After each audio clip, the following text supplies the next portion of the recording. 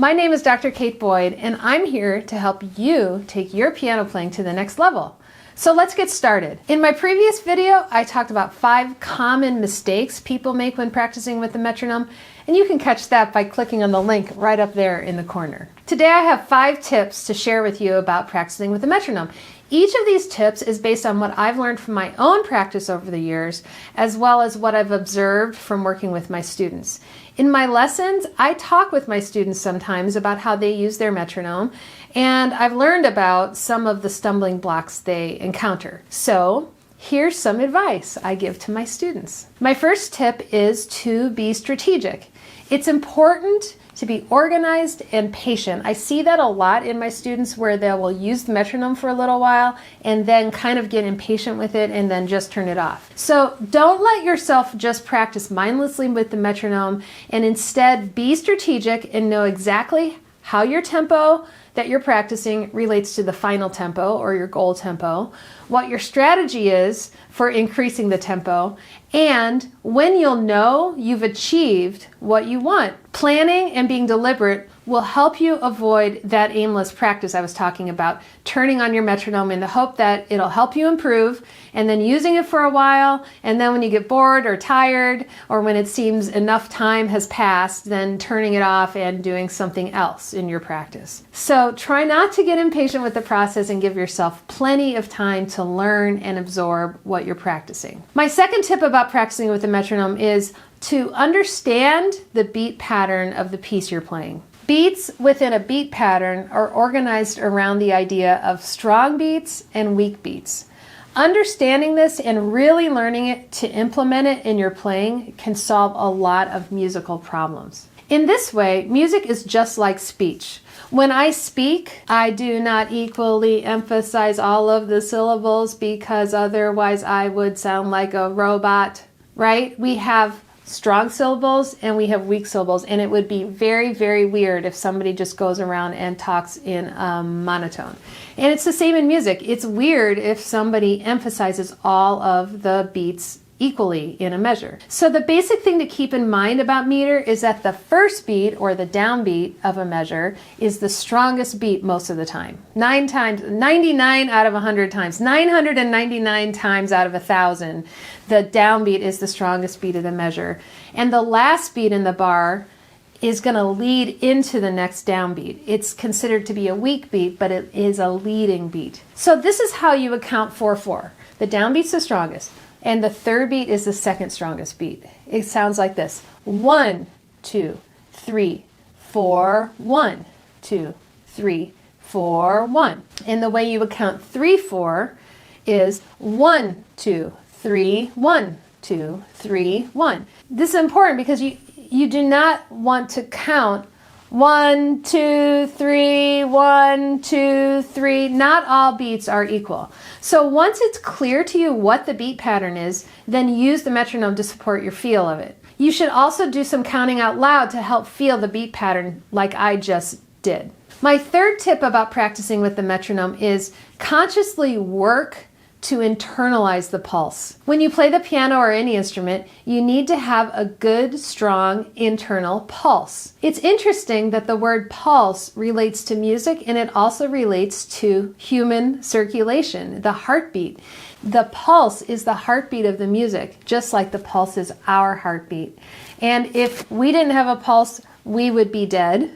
And if music didn't have a pulse, it would sound dead as well. Practicing with a metronome helps to externalize the pulse so that you can then internalize it and rely on your own pulse when you play. If you just rely on the metronome to tell you the pulse, but you don't consciously try to create a matching internal pulse, then when you turn the metronome off, you'll just start rushing or playing unsteadily again, or go back to whatever habit you were trying to address by turning on the metronome in the first place. There are a lot of different kinds of metronomes, and a lot of times students ask me about my recommendations and what metronomes I use. So in each video that I do about a metronome, I'm gonna spotlight a different one. So this here is a Dr. Beat metronome. I've had this since the 90s, and I distinctly remember saving up my money to buy this. This is not a cheap metronome, and it is probably more metronome than a lot of people are going to need. It's received a lot of abuse and love from me over the years. You can see I've lost the battery cover, and it comes with a stand that I've lost over the years. What I like about it, and the reason I use it, is because it's super loud.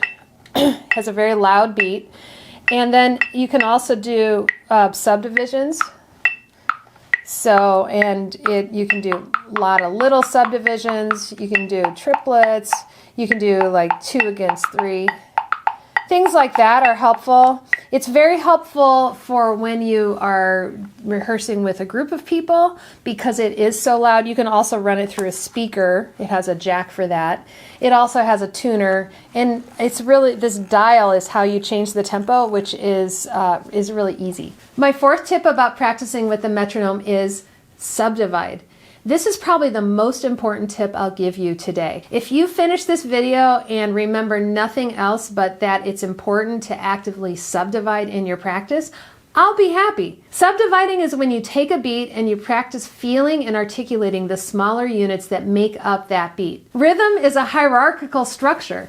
At the top are the slowest note values, and as you go down, the smaller note values add up to the larger note values. When you play with the metronome, practice actively subdividing the beat you're hearing on the metronome. I strongly recommend subdividing out loud. This is what I do in my own practice, and it's how I work with my students. The benefit of subdividing is that you can then hear all of the smallest component units of the larger beat, and you're experiencing the rhythm on multiple levels simultaneously. It creates more vibrancy within the beat because you don't just have empty space between clicks on the metronome or beats. You're subdividing actively into smaller units.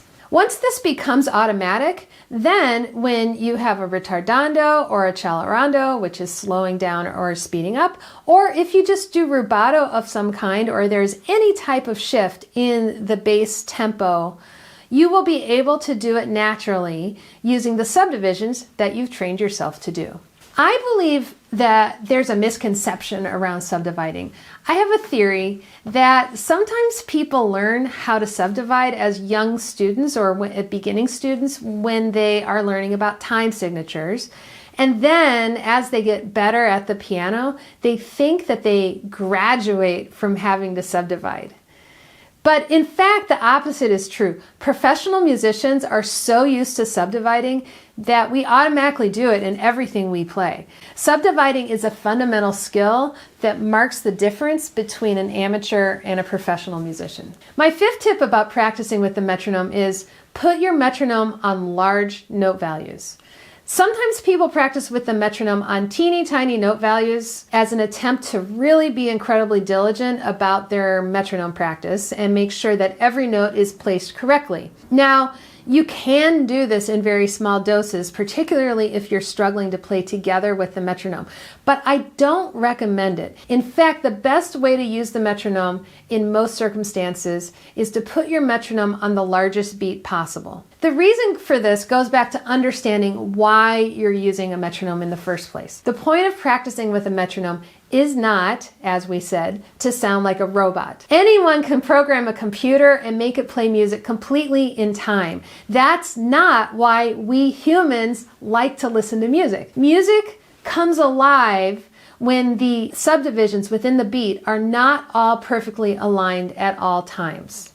When you keep the metronome on larger note values, the notes in between the clicks can have flexibility and move in a musical way. The internal rhythm of each beat will not be as exact, but it will be more musical, especially if you're subdividing the beats. One real danger of playing with the metronome too much is that it can totally kill your musicianship if you don't guard against it. Keeping your metronome on larger beats allows you to feel the inner subdivisions of the beat in a natural, human, non-metronomic way. Here's an example from the 2nd movement of Beethoven's Pathetique Sonata. I'm going to put the metronome on 16th notes, then I'll put it on 8th notes, and then I'll put it on quarter notes. So here are 16th notes.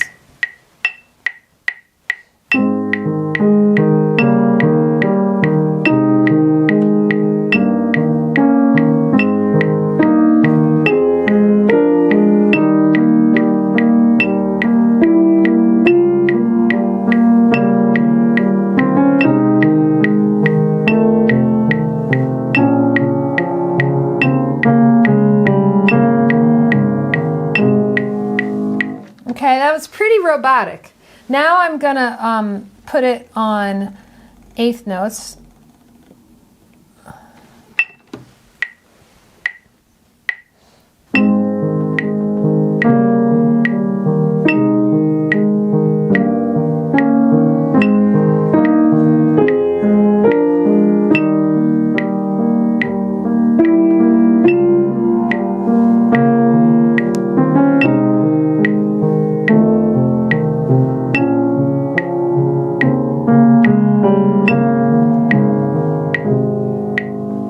Now I'm going to put it on quarter notes.